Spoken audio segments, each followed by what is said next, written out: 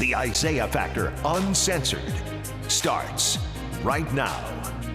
And welcome to The Factor Uncensored tonight. Excitement and historic. So many feelings tied to the Senate confirmation of soon-to-be Supreme Court Justice Ketanji Brown Jackson.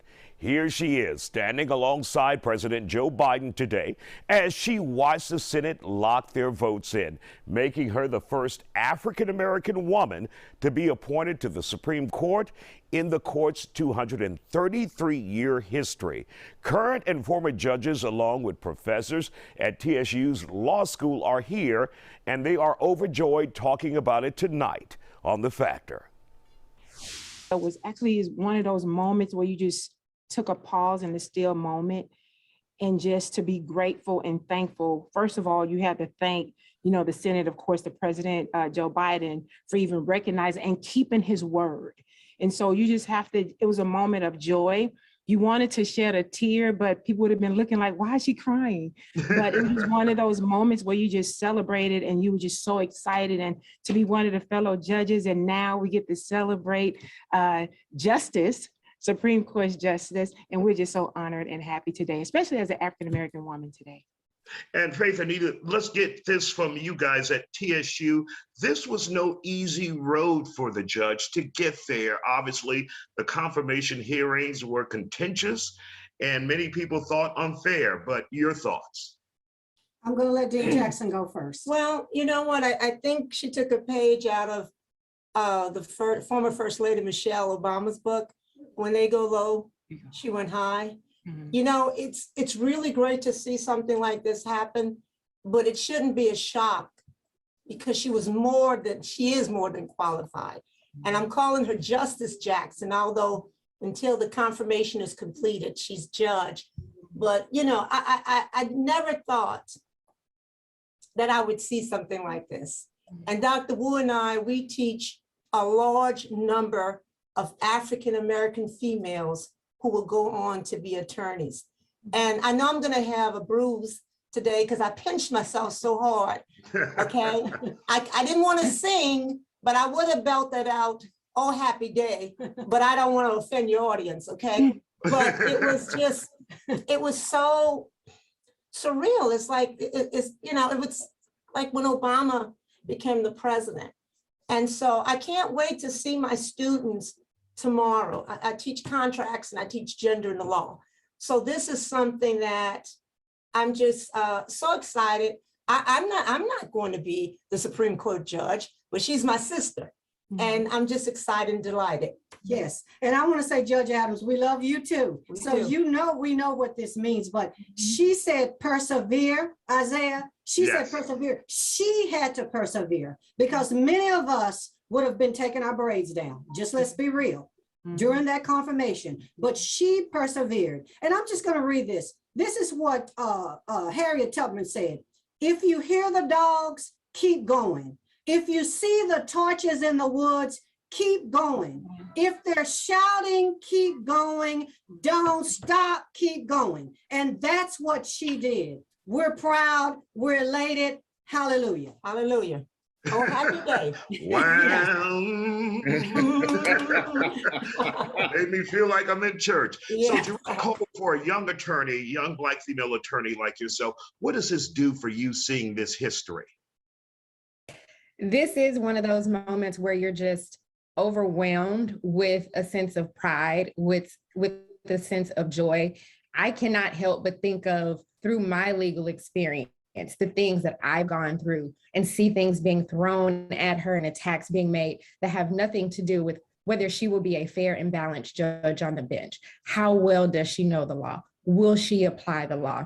So to see those attacks and to see how she responded with grace and with fortitude, it's just an encouragement to me. It's an encouragement for me to keep pushing in my career, to continue to inspire others when they encounter obstacles, because they will come, but to not give up, to do what you know is right, to stand firm, to study, to educate yourself so that you can excel in your profession, and knowing that unfair attacks may come, but if you work hard enough and you push hard enough, then you will reach those goals. So it's an affirmation and it feels wonderful. And Judge Fields, this won't bring much of a sway on the court. It will remain as is with the justices in place, right? And your thoughts also on her being confirmed? My thoughts on her being confirmed are it's about time. Our women have raised the children of the powerful and elite for centuries in this country. They've trusted them with their families. They just haven't trusted them with their constitution. And now we're seeing that our women are being entrusted at every level of government, whether that's vice president, Supreme Court justice, whatever the case, United States Senate. Now we need a Black female president. And it can't just be one. We can't think that we've reached equality because we reached one. There's been 233 years of inequality. I'm so happy for Justice Brown, but one isn't enough. With respect to how the court is going to operate, having worked in collaborative bodies in the past, I know that having those voices in the room can change everything. They can change everything. It's going to be a lot harder for Clarence Thomas to come out with some of the opinions that he comes out with when there's a Ketanji Brown sitting right there reminding him from whence he came. Those are the kinds of conversations that we need going on in the back rooms of power. And so I'm glad that she's going to be there.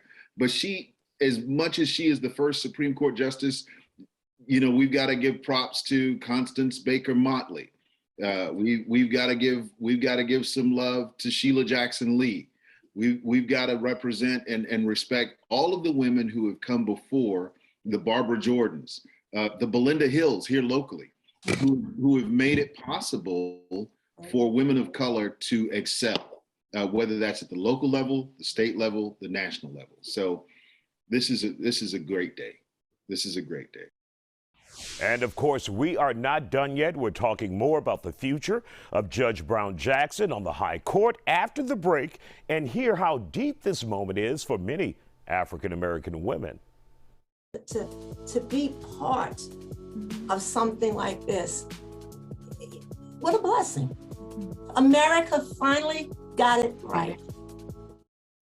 And welcome back to The Factor. Uncensored. Judge Ketanji Brown Jackson will be the first female African-American on the Supreme Court in the summer. My guests now discuss a difference she'll make simply by being on the High Court.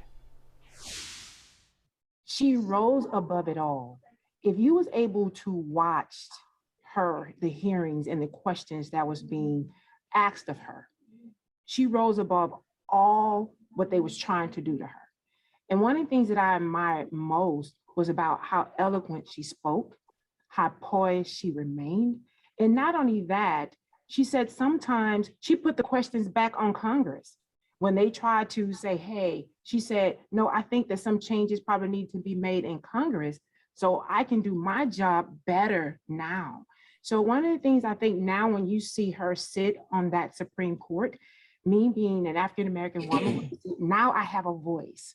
Now I have someone that looks like me. Now I have someone that will pave the way. And Honorable Mike Fields, he started naming, and being a proud member of Delta Sigma Theta, we cannot, forget, Sadie T.M. Alexander, all of those who paved the way for Justice Brown right now.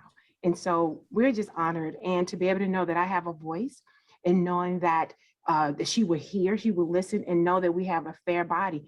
And now with her being at the room right now, being in the table, I think that a lot of things is going to be fair, even though the votes kind of outweigh.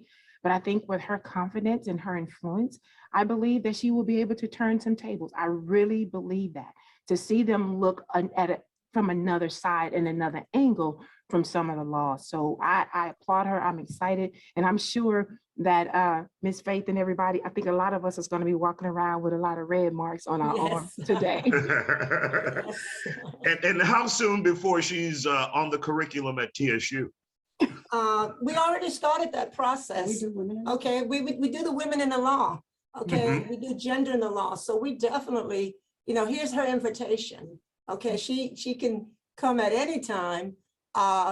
It's interesting because sometimes I'm the first or Dr. Wu, we're the first African-American professors who are female that our female students get to see. So I feel like they do. To see Judge Jackson, soon to be Justice Jackson, to be in a seat that I don't even think I spoke with my mother about before her death, because this is not something that we were even thinking about processing. And to see something like this happen, and I can, when I talk to my boys this afternoon, say, guess what happened? And all my nieces and the daughters of my friends, and to be part of something like this, what a blessing. America finally got it right. And Dean Jackson has to now upgrade her gender in the law reader to add Justice Ketanji Brown Jackson to the reading list. To the reading list, Yes. absolutely. With All all right. the details and specifics. We want to thank you all for joining us here on The Factor Uncensored. It's a very important day. Thank you all for joining us. Now, Judge Brown Jackson will appear with the president at the White House tomorrow if you're interested. She officially becomes justice once Stephen Breyer retires later this summer.